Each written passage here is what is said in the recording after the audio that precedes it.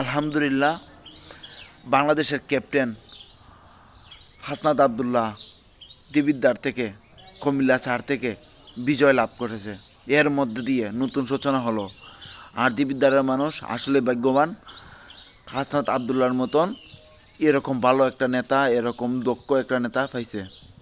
এখন দেখার বিষয় হলো, ক্ষমতা অর্জন করা বড় বিষয় নয়, ক্ষমতায় গেলে ক্ষমতাকে টিকিয়ে রাখা এটাই বড় বিষয়। তার ন্যায় ও ইনসাফের মধ্যে দিয়ে হাজারো চাঁদাবাজ দুর্নীতিবিদদের বুক ছিঁড়ে তার ক্ষমতাকে কীভাবে টেকিয়ে রাখে এটাই দেখার এখন সময়। তো সবাই হাসনাত আবদুল্লাহর ভাইয়ের জন্য দোয়া করবেন।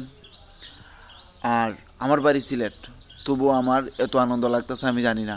আমার এলাকার মধ্যে বিএনপি পাস করছে, আমি বিএনপিরও সমর্থন করি, আমি তার হয়ে ক্যাম্পাসও কিন্তু করছি, কিন্তু হাসনাত আবদুল্লাহর জন্য অন্যরকম দল মত নির্বিশেষে তার জন্য দোয়া ও ভালোবাসা রইল।